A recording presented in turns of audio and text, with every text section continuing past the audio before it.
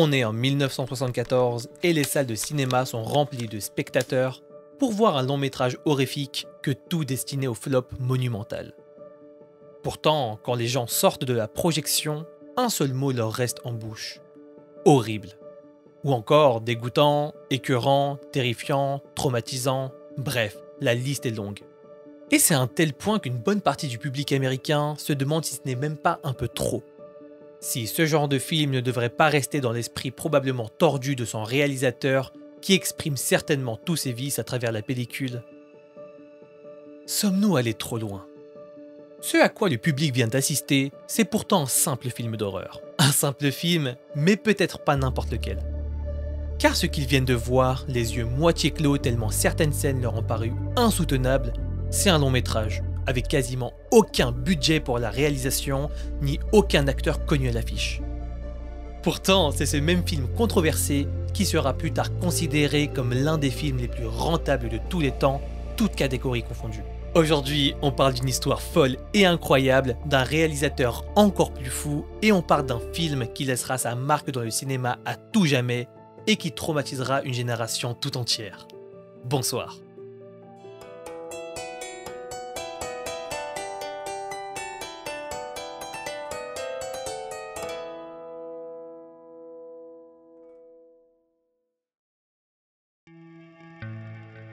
Les années 70 représentent probablement la décennie la plus importante de l'histoire pour le cinéma d'horreur. Vous serez surpris de savoir combien de gros titres devenus iconiques aujourd'hui y ont vu le jour. Attention parce qu'on parle là de piliers de la pop culture comme Orange Mécanique, Les Dents de la Mer, Carrie au bal du diable, Halloween, Alien ou encore L'Exorciste, dont on aura peut-être l'occasion de parler plus en détail dans une future vidéo. Mais pourquoi tant de grands titres dans la même décennie ? Faut savoir qu'avant ça, dans les années 60, on avait déjà les prémices de l'essor de ce genre au cinéma, mais rien de comparable avec l'ampleur des années 70. Mais pourquoi cette époque précisément ? On a peut-être des pistes qui peuvent expliquer cet engouement quelque peu soudain pour ce genre qui était jusque-là plutôt marginal.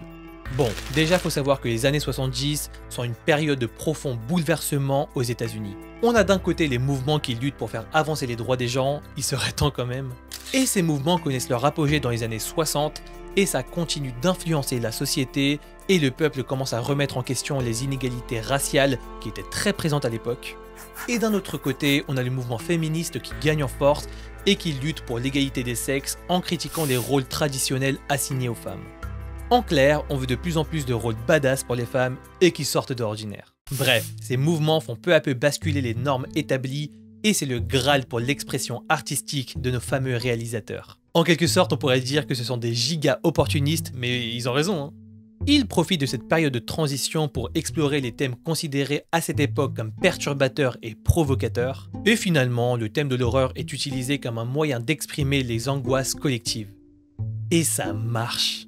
Le film Night of the Living Dead de George Romero est un excellent exemple. Il a été fortement influencé par le climat social de l'époque et pas qu'un peu. Romero a choisi exprès un casting mixte, dénonçant les tensions raciales bien présentes. Et d'ailleurs, le chaos qui règne dans le film est en fait une métaphore d'une société en pleine mutation. 10 ans plus tard, le film Zombie du même réalisateur évoque le thème de la déshumanisation d'une vie qui n'en est plus vraiment une et de la société de consommation devenue hautement matérialiste. Et oui, les artistes n'ont pas attendu YouTube pour pouvoir faire passer leurs idées à travers la caméra. Bon, jusque-là, on le comprend bien, les réalisateurs des années 70 choisissent souvent des contextes sociaux réalistes et utilisent des thèmes qui inquiètent le public. Tout ce qui est monstres et phénomènes surnaturels deviennent des métaphores puissantes pour décrire des problèmes tels que le racisme, la violence de l'État, les conflits, etc., etc. Mais c'est pas tout. On se contente pas de simples effets visuels choquants. En clair, on n'est pas là dans le but de choquer pour choquer. En tout cas, pas dans la plupart des films, parce que oui, il y a des exceptions. En fait, les réalisateurs veulent que leurs œuvres soient bien plus que de simples divertissements effrayants. On est là pour redorer l'image de l'horreur ou pas ? C'est d'ailleurs dans cette même décennie que l'horreur a droit à sa propre catégorie lors des nominations aux Oscars, et c'est une grande première. Et en plus de tout ce qu'on vient de décrire, comme si c'était pas assez, on a souvent comme inspiration des événements malheureusement traumatisants. On parle par exemple de la guerre du Vietnam, la révolution Black Power, mais aussi la crainte grandissante des tueurs en série et des mouvements sectaires. Et on en parlera peut-être plus en détail de ça aussi. Bref, tout ça contribue peu à peu à abolir la censure et on assiste alors à l'explosion des projections ultra gore et profondément marquantes. Bienvenue dans l'âge d'or des films d'horreur. Bon, dans tout ce contexte, voyant l'essor et l'intérêt grandissant du public pour ce type de long métrage, un jeune garçon étant à peine sorti de l'université, voit les choses autrement. Ce jeune né en 1943 vit tous ces changements et ces révolutions lors de son adolescence et au début de l'âge adulte et ça lui donne tout plein d'idées. Mais bon, à cette époque, il n'a pas une thune et même s'il a étudié un peu le monde de la télévision à l'université du Texas, il n'a aucune connaissance en cinéma d'horreur, aucune. Et pourtant, le jeune Tobe Hooper est persuadé qu'il peut apporter sa pierre à l'édifice. En 1969, alors qu'il a 26 ans, il réalise Eggshells, un genre de film entre l'expérimental et le fantastique qui traite de multiples sujets. Pour l'époque, c'est un peu original, mais ça parle de hippies, de sexe, de drogue, et tout ça avec un très faible budget de 40 000 $. Autant dire que même pour l'époque, c'est vraiment très peu. Et au final, c'est un film qui se veut être très original, peut-être même un peu trop. Soyons francs, c'est carrément un giga fail. Le public est complètement perdu et ne comprend pas tout le délire du réalisateur, où est-ce qu'il a essayé de les mener et ça accroche juste pas. Mais en fait, ce gars, ce Toby, il est carrément en avance sur son temps. C'est un gars brillant. Et surtout, il perd pas de vue son esprit quelque peu compétitif et il n'abandonne pas son rêve de réaliser un grand film visionné et reconnu par tout le monde. Après tout, c'est quand même la volonté de 92,7% des artistes. Et même si ce sondage sort tout droit de notre chapeau, il n'empêche que son premier métrage est un flop monumental, mais c'est peut-être un mal pour un bien. Parce qu'il y rencontre un certain Kim Henkel qui a coécrit Eggshells. Et ce Kim, il croit grave en Toby. Il voit le potentiel du jeune à ses côtés et il décide de le suivre pour voir où ça va mener. Et un jour, alors que Toby se remet peu à peu de son fail et est marqué par la nuit des morts vivants qu'on a évoqué un peu plus tôt et qui est un véritable carton, c'est la révélation. Jusque-là, il n'a vraiment aucune idée de comment se distinguer, de comment marquer le public et par la même occasion, l'histoire. On se plonge à travers ses yeux. On est la veille de Noël et Toby se retrouve dans un grand magasin bondé. Problème, il supporte mal la foule et quand il se rend compte qu'il n'est pas le seul à faire ses emplettes à la dernière minute, il se met à paniquer. J'étais en train de flipper, tout ce que je voulais, c'était sortir de là, m'extraire de la foule. Et puis je me suis retrouvé face au rayon outillage, devant les tronçonneuses, et c'est là que je me suis dit, si j'attrape ce foutu machin et que je l'allume, tout le monde s'écartera devant moi comme la mer Rouge, et je pourrai sortir d'ici. Ouais, bon, un peu border comme pensée, on va pas se mytho, mais mettons ça de côté. La révélation est là. Un simple outil qu'il n'est pas vraiment rare de voir dans le paysage urbain américain. Affreusement banal, mais diablement efficace. Et oui, mesdames, messieurs, l'idée de la tronçonneuse n'est pas le fruit d'une réflexion longuement maturée, mais d'une simple anecdote liée à une grande surface. Je vais marquer l'histoire du cinéma à jamais. Ok, super, on a l'idée charnière de notre film. Qu'est-ce qu'il manque maintenant ? Eh bah la thune. Et oui, produire un film ça coûte cher, très cher. Et Toby le sait très bien, il vient de claquer 40 000 $ dans un pur échec commercial. Mais finalement, d'une manière ou d'une autre, il réussit à soulever la modique somme de 60 000 $. Et encore une fois, 60 000 $ pour payer les acteurs, même s'ils sont inconnus du grand public, pour louer tout le matos, pour trouver le lieu de tournage et pour tout ce qu'on peut imaginer comme dépenses annexes, c'est très peu. Mais maintenant, vous commencez à comprendre, ce Toby, il est vraiment déterminé et rien ne semble pouvoir arrêter ses grandes ambitions. Maintenant que les fonds sont levés, que le casting est prêt et que la vieille ferme qui va servir à la grande majorité du tournage est trouvée, il reste quand même un gros morceau. Comment captiver les gens? Comment faire un film où l'on peut s'identifier? Mais surtout, comment inventer une histoire tellement réaliste que les spectateurs seront obligés d'y croire? Eh ben peut-être en utilisant la réalité elle-même. On vous l'a dit, les années 70 sont réputées pour avoir apporté bien des changements dans la société américaine. Mais elles sont également tristement connues pour avoir été des années extrêmement prolifiques en matière de tueurs en série. On parle pas du petit tueur en série du coin là, non. On parle de gros morceaux à la Ted Bundy, Jeffrey Dahmer, John Wayne Gacy, etc. pour ne citer qu'eux. Et notre petit Toby, il a une idée de génie. Je pense que vous l'avez anticipé, mais quoi de mieux pour marquer le public que d'utiliser un cas d'école. Et oui, comme tout le monde est marqué par ces événements traumatisants, il faut pas aller chercher bien loin pour susciter la peur du public. Et l'inspiration de Toby, ce n'est personne d'autre que Ed Gein. Vous avez peut-être déjà entendu parler de ce gars, mais pour résumer, dans le genre pas cool, il est vraiment pas cool du tout. Il sévit dans les années 50 et on retrouve pas mal d'éléments de son histoire chez le protagoniste de notre long métrage. En bref, tout comme Ed Gein, il utilise la peau de ses victimes pour en faire des vêtements, il a du mal avec sa masculinité et il est fortement soupçonné de cannibalisme. Et lorsque les enquêteurs pénètrent la maison de l'horreur, ce qu'ils y trouvent est sur le point de les faire vomir tellement les scènes sont atroces. Bref, on a fait une vidéo qui date un petit peu sur le sujet, on vous épargne les pires détails, mais la route est toute tracée pour Toby. C'est l'occasion rêvée et c'est quasiment un script tout établi. Et pour concocter la recette parfaite pour qu'on s'identifie, il suffit de rajouter le fameux groupe de jeunes qui partent en voyage avec leur voiture dans la campagne du Texas et qui tombent malheureusement dans le repère d'une terrifiante famille qui les chasse et les tue un par un. Faut quand même savoir que c'est probablement l'un des premiers films à pouvoir être qualifié de slasher. Et c'est que des années plus tard que le film Halloween va réutiliser cette mécanique vraiment innovante pour l'époque. Je savais que ça allait être reconnu, parce que c'était tellement différent, et je savais que ça avait quelque chose de spécial. Bon, cette fois, le compte y est. On a notre équipe de choc, on a notre lieu de tournage, et enfin, on a notre script. C'est maintenant que tout se joue.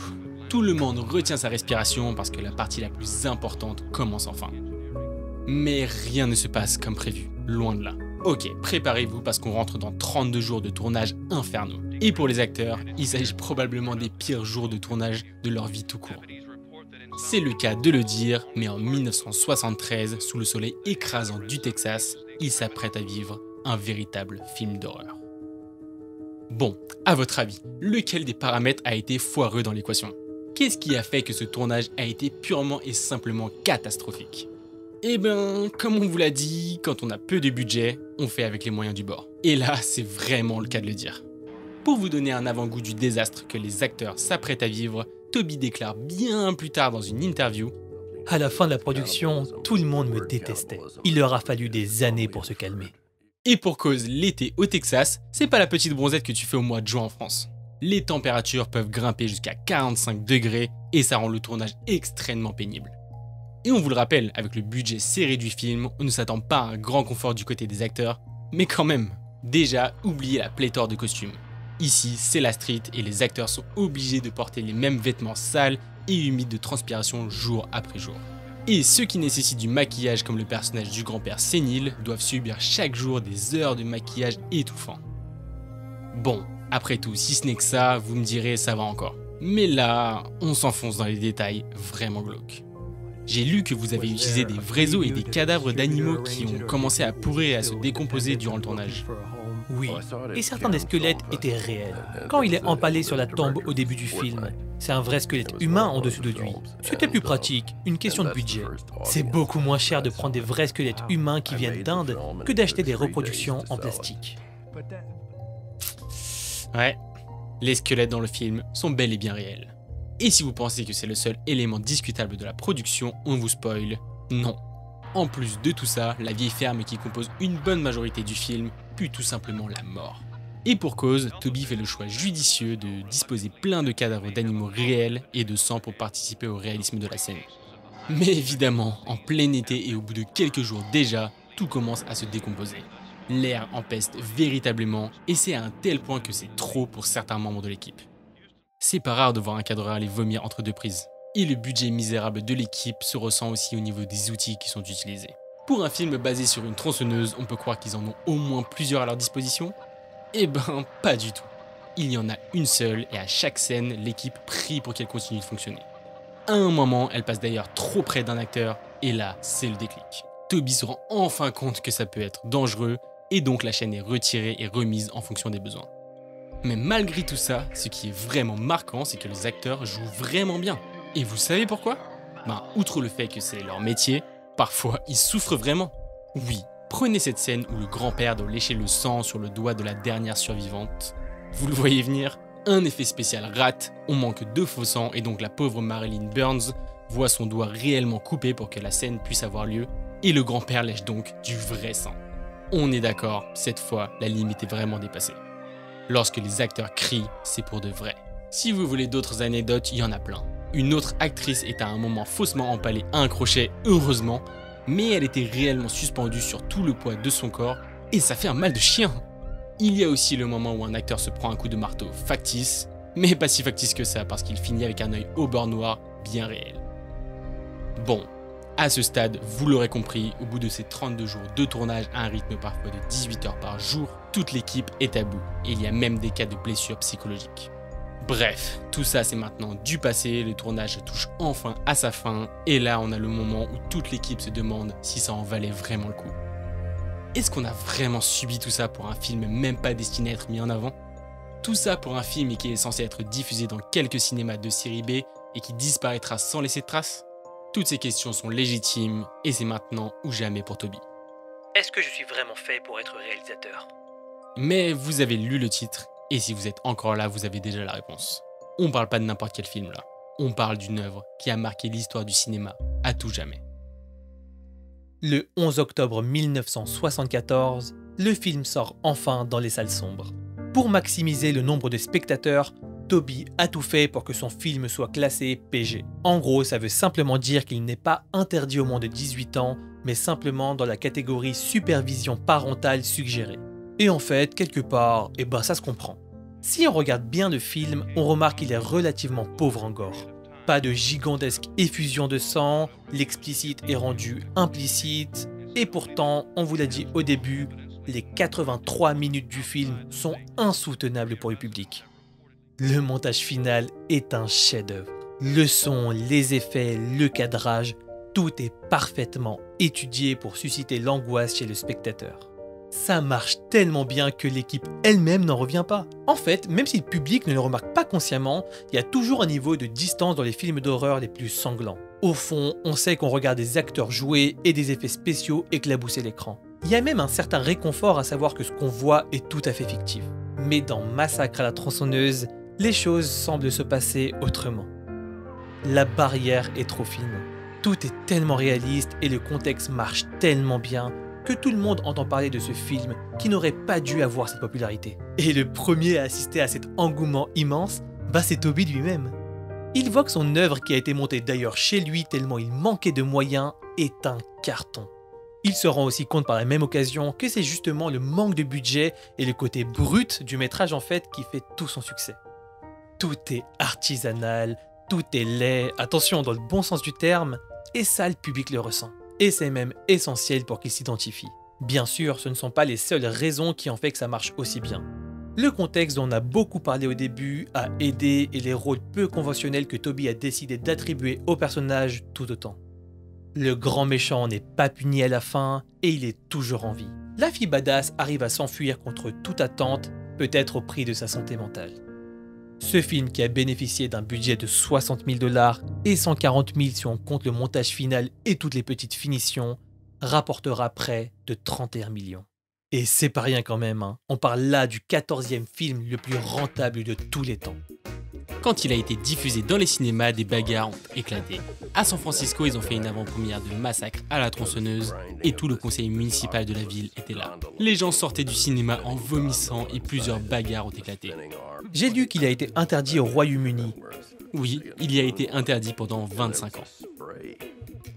Le public jugera que Toby ne fera plus jamais de film aussi marquant.